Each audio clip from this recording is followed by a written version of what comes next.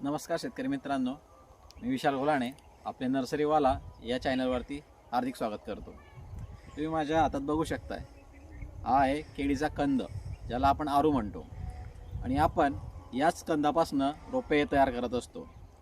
तुम्हाला सांगायचं झाल्यास आज आपण या व्हिडिओमध्ये केळीचा कंद, त्याचं सिलेक्शन कसं आणि त्याच्यासाठी कॅपेबिलिटी, त्याची ॲबिलिटी काय असते, की चांगल्या क्वालिटीचं सीड आपण कसं सिलेक्ट करतो हे सांगणार आहोत।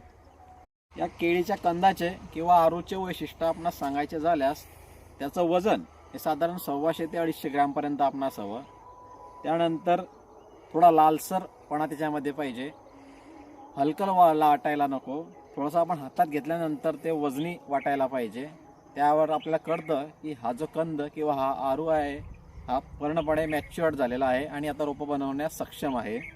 त्यानंतर आपण जे टिश्यू कल्चरचे जे रोप आहेत, ज्या शेतकऱ्यांनी त्याची लागवड केली आहे, त्याचा बंच हार्वेस्ट केल्यानंतर जे शेजारी त्याचे सकस जे उगलेले असतात, त्या सकसपासूनच आपण हे जे कंद आहे ते ग्रोईंग मटेरियल म्हणून वापरत असतो।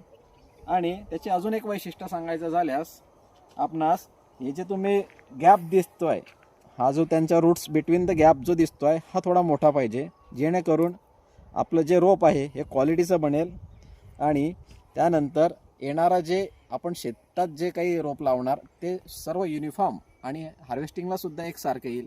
हे शेतकरी मित्रांनो, आपण बघू शकतात हे आरू जे की आपण आता सिलेक्ट केलेले आहे आणि त्यापासून रोपं बनवणार आहे। स्टेप बाय स्टेप आपण सर्व काही प्रोसेस आपणास सांगणार आहोत। त्यासाठी आपल्या या चॅनलला आजच सबस्क्राईब आणि फॉलो करा। आणि तसेच आपल्या रोपांची जर का शेतकऱ्यांना बुकिंग करायची असेल तर जानेवारी ते मार्च आपली बुकिंग ओपन आहे। त्याचप्रमाणे 15 जून 2026 यानंतरसुद्धा आपली बुकिंग ओपन आहे। बुकिंगसाठी आपण खाली दिलेल्या नंबरवर कॉल करू शकतात। धन्यवाद।